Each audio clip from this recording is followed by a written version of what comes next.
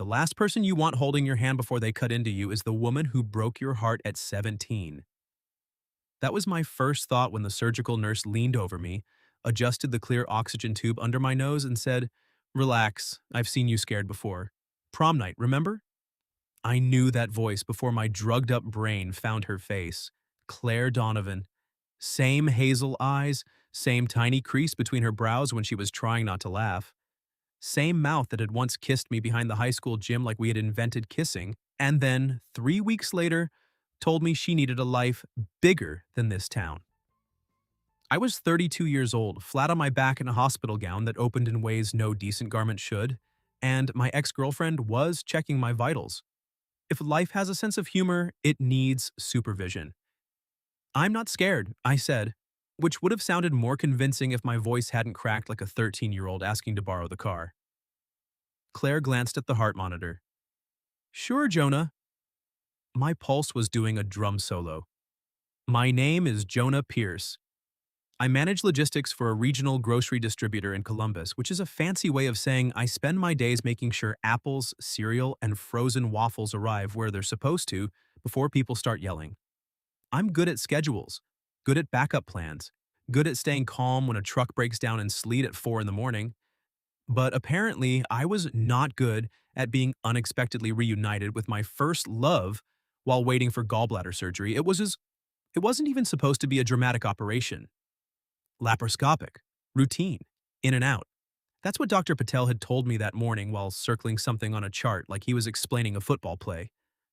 But my body didn't care that it was routine. My palms were damp, my throat was dry.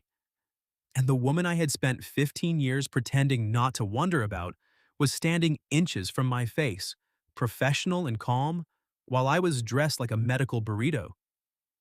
Claire checked the IV line taped to my hand. Her fingers were warm, steady. "You grew a beard," she said. "You became someone who stabs people for a living. I start IVs, very different. Still sharp objects." Her mouth twitched.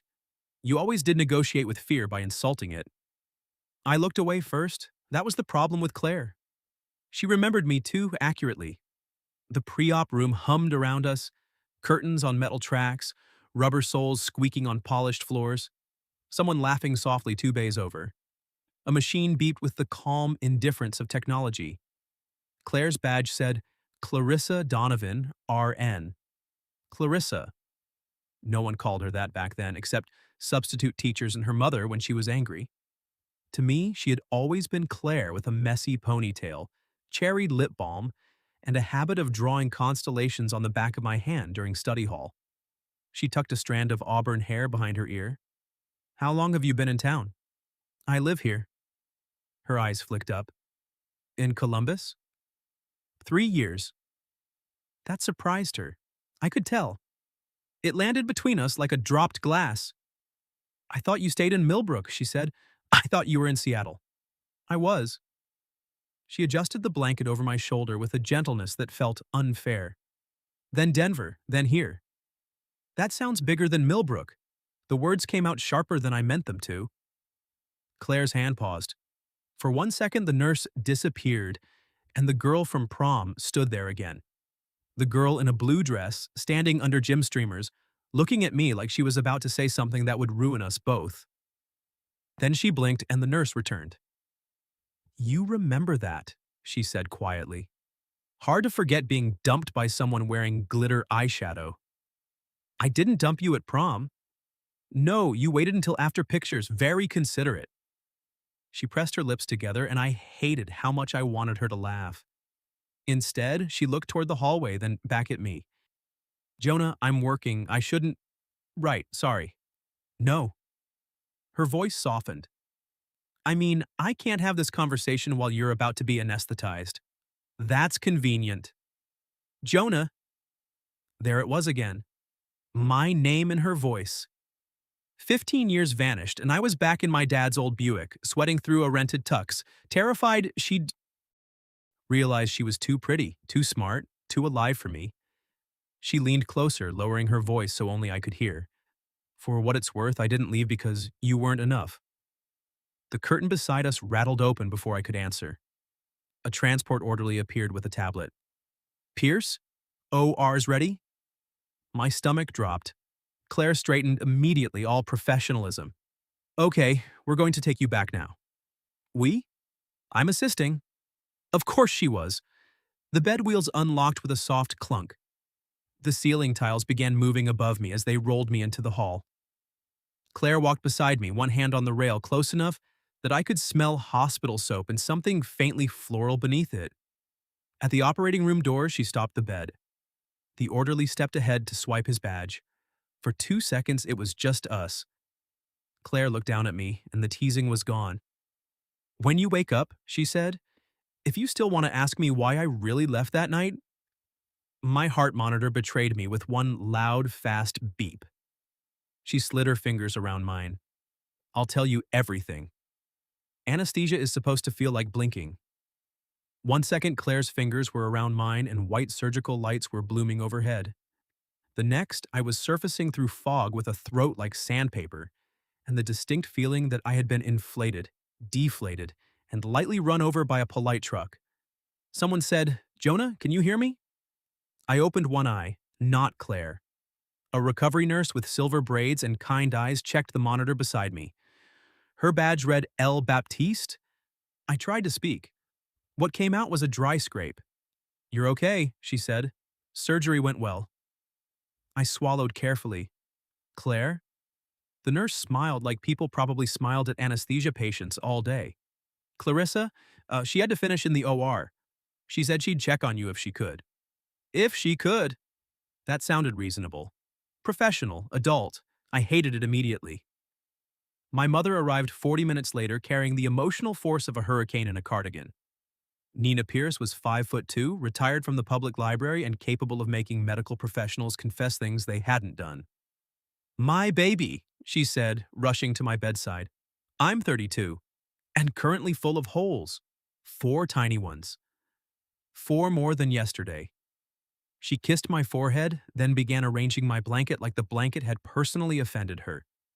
"Did Dr. Patel talk to you?" I asked. "He said everything was fine, no complications. You'll be sore, you'll be dramatic, and you can't lift anything heavier than 10 pounds. He said dramatic? He implied it. My older brother Ellis appeared behind her holding a vending machine coffee and looking far too amused. "You look terrible." "Thank you. Like a haunted dumpling." "Mom, make him leave." She ignored us both and sat down. "The nurse said you asked for someone named Claire." Ellis's eyebrows rose. I closed my eyes. I was medicated. "Claire Donovan?" he asked. I opened my eyes. His grin spread. "No way." "Lower your voice." "Prom, Claire?" "Still too loud." Mom looked between us. "Claire from Millbrook, the one with the science fair volcano?" "That was 6th grade, I muttered. "The one who made you listen to that terrible band with the banjo?" "Indie folk is not terrible," I said automatically. Ellis pointed at me. "There he is, 16-year-old Jonah, alive and wheezing." I would have argued, but a sharp tug in my abdomen reminded me that my internal organs had recently been rearranged by professionals. Mom's expression softened.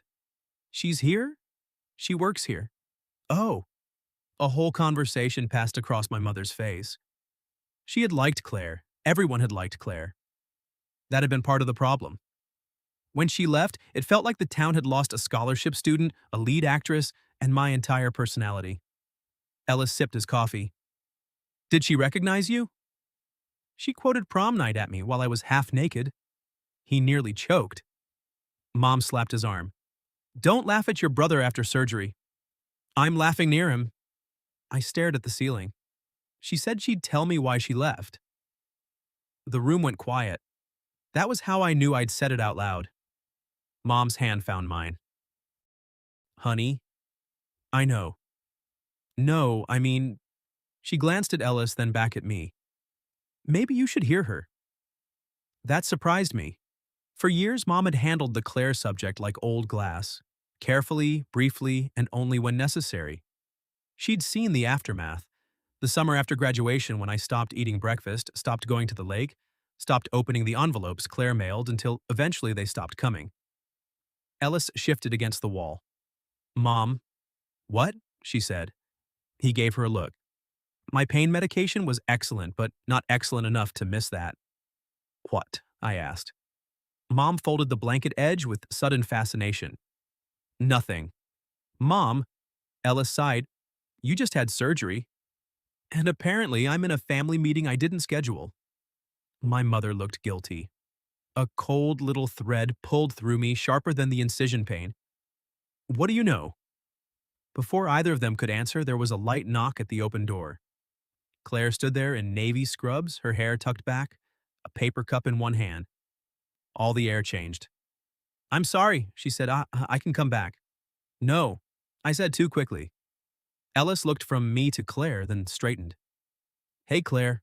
Her smile was cautious. Hi, Ellis. Mom rose, and for one strange second I thought she might hug her. Instead, she touched Claire's forearm. It's good to see you, Mom said. Claire's face did something small and painful. You too, Mrs. Pierce. Nina. Right, Nina. The silence that followed had too many years in it. Ellis cleared his throat. Mom, let's go find ice chips, or interrogate a pharmacist. Mom hesitated, then squeezed my hand. We'll be right outside. When they left, Claire stepped into the room but stayed near the door. You look less terrified, she said. I'm on drugs. That helps. Apparently I asked for you. I heard. So did my mother. A real smile touched her mouth. Sorry. You don't sound sorry. I'm a little sorry. She came closer and set the cup on my tray. Ice chips. Your brother was going to get them, but I don't trust vending machine coffee people with post-op hydration. Wise. Her gaze moved over my face, the IV, the blanket. Professional assessment with something personal underneath. You said you'd tell me, I said. Claire exhaled slowly. I did. Was that anesthesia bait? Because legally I don't think… My dad got arrested that night, she said. The room went still. I blinked. What? Prom night, after I left you in the parking lot. She gripped the bed rail, knuckles pale. My mother called. The police were at our house. My father had been taking money from the dealership for months, maybe longer. Her father, Daniel Donovan, had sold cars, sponsored Little League, shook everyone's hand at church like he was running for office. I remembered his white smile, his gold watch. Claire looked at the floor. By morning, everyone knew. By Monday, reporters were calling. By graduation, my mother had packed us into my aunt's guest room in Akron. You told me you needed a bigger life. I was 17. Her eyes lifted to mine, shining but steady. I was ashamed and scared. And my father told me if I cared about you, I'd cut you loose before his mess stained you too. My chest hurt in a place no surgeon had touched. And you believed him? Her laugh was tiny and bitter. Back then, I believed almost everything adults said when they sounded certain. I thought of the unopened envelopes in my desk drawer. The way anger had felt easier than grief. Claire swallowed. There's more, Jonah, but not if you're too tired. I was exhausted, sore, floating. But I held her gaze. No, I said. I'm awake. Claire pulled the visitor chair close, but didn't sit right away, like sitting made the past official. After my father was arrested, she said, he made one phone call before the lawyer got there. To you? She nodded. He told me not to talk to anyone, not friends, not teachers, not you. He said people would pretend to care so they could repeat every detail later. That sounds like him. You never liked him. He called me son and never remembered my name. A ghost of a smile crossed her face. He remembered. He just liked power. That landed harder than I expected. She sat then, hands clasped between her knees. In the fluorescent recovery room, with my hospital bracelet scratching my wrist and my abdomen throbbing, Claire looked less like a memory and more like a woman who had survived becoming one. I went to your house 2 days after prom, she said. My fingers tightened around the thin blanket. No, you didn't. I did. Your dad was in the driveway changing the oil on the Buick. My father had died 6 years ago. Hearing him appear so casually in her story made my throat close. What did he say? That you were at work. He was kind to me. She looked down. Kinder than I deserved, probably. I put a letter in his hand. A slow, uneasy chill moved through me. I never got it. I know. You know? Claire's eyes lifted. Because I came back the next week with another one. Your mother met me on the porch. She took that one too. The machines kept beeping. Somewhere in the hall, someone laughed. The world had the nerve to continue.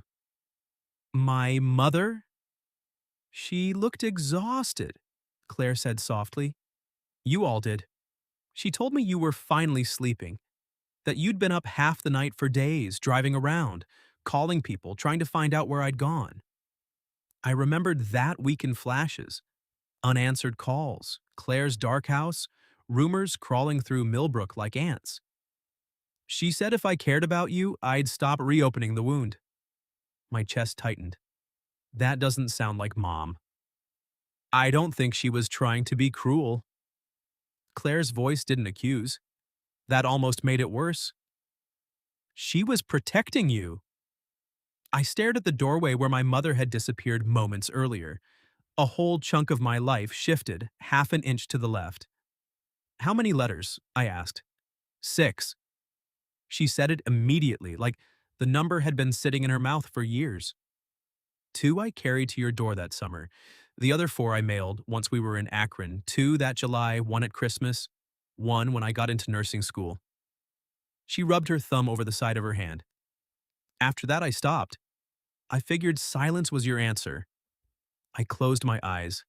In my mind, the old desk in my childhood bedroom appeared exactly as it had been. Scratched surface, baseball cards in the bottom drawer, envelopes shoved behind a stack of textbooks. 4 envelopes. Akron postmarks. My name in her careful handwriting. I got the mailed ones, I said. Claire went very still. All 4? All 4. I never opened a single one. Her face changed, not dramatically, just a small collapse around the eyes. I thought they were excuses, I said, hating every word. I thought you'd chosen to leave and wanted to feel better about it. I did leave. You were a kid. So were you. That was the awful, simple truth of it. We had both been children handed adult pain and no instructions. The curtain rustled. My mother stood just outside, one hand at her mouth. Neither of us had heard her return. Jonah, she whispered. Claire stood quickly. Nina, I'm sorry. I didn't mean. No! Mom stepped in, eyes wet. No, you have nothing to apologize for. I looked at her. You turned her away? Mom's face crumpled. Yes. The word was so small. Why? She came to the foot of the bed but didn't touch it. Because you were breaking. Because your father found you asleep in the car outside her old house at 3 in the morning. Because every time the phone rang, you looked like you were being electrocuted. That wasn't your choice to make. I know. The anger came fast, then tangled with anesthesia and pain until it had nowhere clean to go. You let me hate her. Mom flinched. Claire said, Jonah, no, she did. Mom nodded through tears. I did. I kept the 2 she handed us. I told myself it was temporary, that when you were stronger, I'd give them to you. Her voice thinned. And then you moved to Columbus, and I cleaned out your room. And I found 4 more in your desk, still sealed. You'd had them the whole time and never opened them. And I understood why, and I was so ashamed I tied all 6 together and put them away. My voice dropped. Where are they? At home, Mom said. In the cedar chest, all 6. I never read one. Claire made a sound like she'd been struck. I turned to her, but her professional mask was back, fragile and forced. I need to check another patient, she said. Claire, I'm glad you know. Her smile wavered. I'm not sure what that changes, but I'm glad. She left before I could stop her. Mom reached for me, then stopped herself.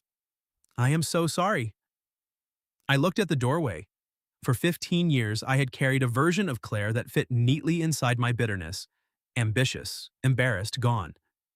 Now that version was dead, and I didn't know what to do with the body. Jonah, Mom said, crying openly now. Please say something.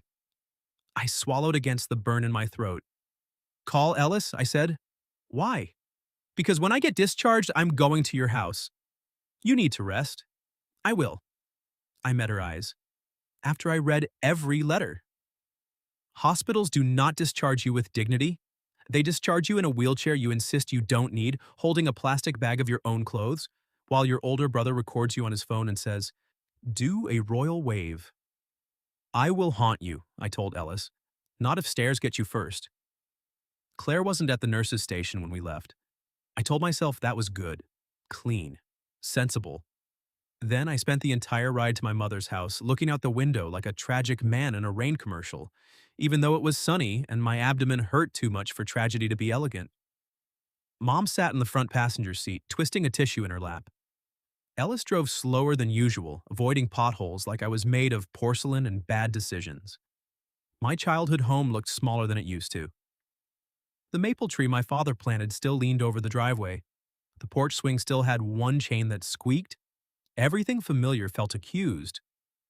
Mom led us to her bedroom. The cedar chest sat at the foot of her bed under a folded quilt. She opened it with shaking hands. The smell rose first: wood, old paper, lavender sachets. Then she lifted a bundle tied with blue ribbon. 6 envelopes. 2 with no stamps at all, edges soft from being carried. 4 with Akron postmarks and a faint dust line across the front from 15 years behind my old textbooks. My name was written across the top envelope in Claire's handwriting. Jonah, not Mr. Pierce, not some dramatic declaration. Just my name, curved and careful, like she'd been afraid to press too hard. Mom held the letters out. I didn't take them right away. "I thought I was saving you," she said. "I know. That doesn't make it right." "No." She nodded, tears slipping silently down her cheeks. I took the bundle. Ellis cleared his throat from the doorway. "I'm going to make soup none of us want." Mom left with him, closing the door behind her. I sat on the edge of my parents' bed and untied 15 years. The first letter, the one she'd handed my father, was dated 3 days after prom. "Jonah, I don't know what you've heard. Some of it is true. Most of it is probably worse in people's mouths than it was in real life, and real life is already bad enough. I'm sorry for what I said in the parking lot. I didn't mean it. I don't need a bigger life than you. I needed a braver version of myself and couldn't find one fast enough." I read it once. Then again. By the third letter, the first one with a stamp, Claire and her mother were sleeping in her aunt's sewing room. Her father had taken a plea deal. Reporters had lost interest, but gossip had not. She wrote that she missed my laugh, my terrible parallel parking, the way I hummed when I studied. The Christmas letter was shorter. "I got your favorite cookies from a bakery here. They were wrong, too much cinnamon. You would have made a whole speech about balance. I hope you're warm. I hope you're eating. I hope you hate me less than I hate myself." I had to stop after that one. My pain pills sat untouched on the nightstand. My surgery soreness had become background noise compared to the ache opening behind my ribs. The last letter was from her first semester of nursing school. "Today I put in an IV on the first try. I almost called you because you used to say my hands were steady enough to defuse bombs. I cried in a supply closet instead, which was less impressive. I think this is my last letter. Not because I stopped loving you, I don't know how to do that correctly, but because love shouldn't become a door someone keeps knocking on after no. On answers, I hope your life is kind to you, Jonah Pierce, even if I don't get to be in it." I folded the page with hands that didn't feel like mine. For years, I had thought silence was proof she hadn't cared. All that time, silence had been something built around us by other people, then sealed shut by my own pride, 4 envelopes deep in a desk drawer. There was a soft knock. Mom opened the door. "Claire is here." My breath caught. "She said she shouldn't have come," Mom added. Then she started crying on the porch, so I disagreed. I laughed once painfully. "Ow, don't be funny." "Sorry." Claire stood in the living room near the old piano, still in scrubs beneath a gray coat. Her eyes were red. Mine probably were too. Mom and Ellis vanished with suspicious speed. For a moment, we just looked at each other across the room where my father used to watch baseball, and Claire used to sit cross-legged on the rug helping me with chemistry. "I shouldn't have come," she said. "That seems to be going around." Her gaze dropped to the letters in my hand. "You read them." "Everyone." "I'm sorry." I shook my head. If you apologize again, my stitches may give out. That almost made her smile. I moved carefully to the couch. She rushed forward as if to help, then stopped herself. You can, I said. So she did. Her hand took my elbow, light but sure, and helped me sit. Then she sat beside me, close enough that our knees almost touched, and folded her hands in her lap instead of anywhere near mine. Before you say another word, she said, there's something you should know about my life now.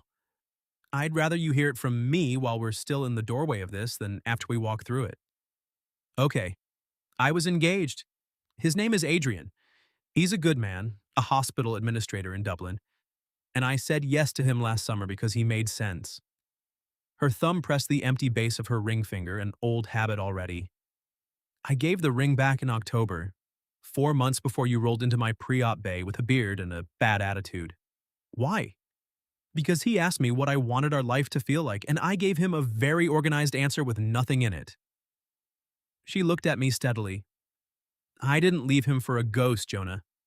I left because I kept accepting good things without ever letting myself want anything. My heart did something complicated. Thank you for telling me. I'm done with the version of me that manages information. I reached over and took her hand. She let out a breath like she'd been holding it since the parking lot in 2010. I hated you, I said. She closed her eyes. Because it was easier than missing you. And because I thought you left me like I was nothing. You were never nothing. I know that now. A quiet settled between us, bruised but honest. My mother wants to apologize to you, I said. She did. She needs to keep doing it for a while. Fair. What happens now? She asked. I looked at our joined hands. Older hands, different lives, same strange current. I don't know, I admitted. I'm on narcotics and missing an organ, so I probably shouldn't make major emotional decisions. Probably not, but I know I don't want you to disappear again. Claire's breath trembled. I'm not 17 anymore, she said. I don't run just because I'm scared. Good, but I'm still scared. Me too. Her thumb brushed carefully over mine. Then she pulled slightly back and something in her posture changed, and I recognized it instantly because it was the exact way she used to sit right before telling me something true. There's one more thing, she said, and I'd rather say it badly tonight than perfectly next month. Say it. In November, I signed a travel contract. 13 weeks, a hospital in Pittsburgh. Her eyes stayed on mine, wet and unflinching. It starts in 23 days. 23 days. I did what I always do when a shipment falls apart at 4 in the morning. I got very calm and started asking questions. Can you break it? I could. It would cost me a contract penalty and a recruiter who'd never place me again. Claire's chin lifted slightly. And I don't want to. I signed it because I was rebuilding my life on purpose for the first time. I'm not going to torch that 3 weeks after finding you in a pre-op bay. Good, I said. She blinked. Good? Claire, the last time somebody made a decision about your life for your own good, my mother took 2 letters off you on this porch. I nodded toward the door. I'm not doing that. Go be a travel nurse in Pittsburgh. Her eyes went glassy. 3.5 hours. I move freight for a living. 3.5 hours isn't a tragedy. It's a Saturday.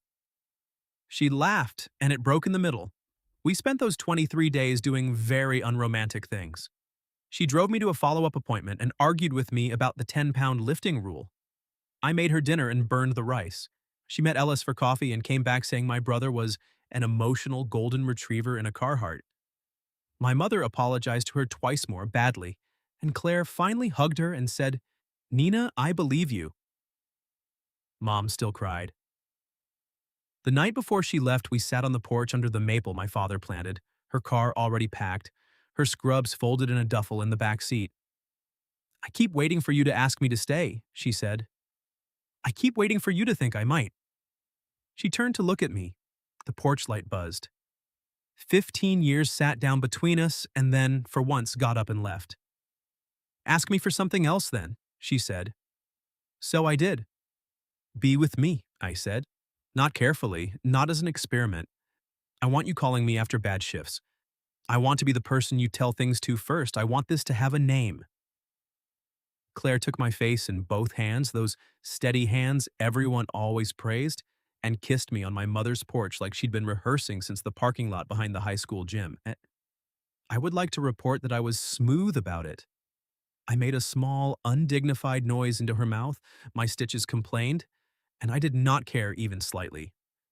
When she pulled back, she was crying and laughing at the same time. Say the name then. You're my girlfriend, I said, which is a ridiculous word for a 32-year-old man to use, and I'm going to keep using it. Say it to your mother. I'll put it on a banner. 13 weeks is not nothing.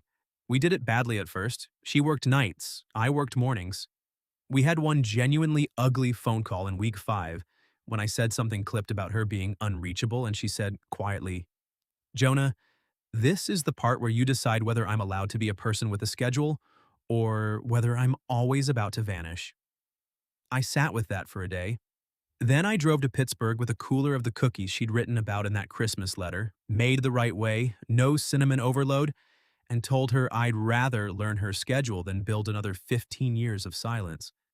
She ate 4 of them in the hospital parking garage and cried into a paper towel. When the 13 weeks ran out in mid-June, she didn't renew. She took a permanent position at the Columbus Hospital in a unit that wasn't mine, which we both agreed was healthier for everyone's heart monitors. That fall, we drove to Millbrook together for the first time since she'd left it. The high school gym had been renovated. The old parking lot where she'd broken both our hearts was now half swallowed by a new performing arts wing. We stood under a street lamp laughing at how small it all looked. I thought this place was the whole world, she said. It kinda was. She slid her hand into mine. And now? I looked at her, really looked. Not the girl in the blue prom dress, not the nurse leaning over me before surgery. The woman who had told the truth, ended what needed ending, gone where she needed to go, and come back on purpose. Now it's just where we started. She moved into my place in January. It took 4 hours, one argument about a bookshelf, and a very smug older brother with a rented van. Her cherry lip balm started showing up in my truck cup holder. I learned which sounds meant a bad shift before she said a word. In March, I asked her to marry me in the least cinematic way possible. Standing at the kitchen counter at 6 in the morning, holding a ring I'd been carrying in my coat for 11 days, while she stood there in scrubs eating cereal. She put the bowl down, looked at the ring, and said, Ask me like you mean it, Pierce. I did. She said yes with her mouth full. By the following spring, we were married in my mother's backyard. 40 people, folding chairs, Ellis officiating after an internet ordination, he mentioned roughly 900 times. That evening, under string lights, he'd hung badly and refused to adjust. Claire and I danced barefoot in the grass while my mom watched from the porch swing with her hands pressed to her heart. And the 6 letters sat in a wooden box on the gift table because Claire insisted they belonged at the party. No glitter eyeshadow, no rented tux, no secrets waiting in envelopes. Just my wife's steady hand in mine, the ring warm against my fingers, and the soft, impossible feeling of getting to be brave too late. And still not too late after all.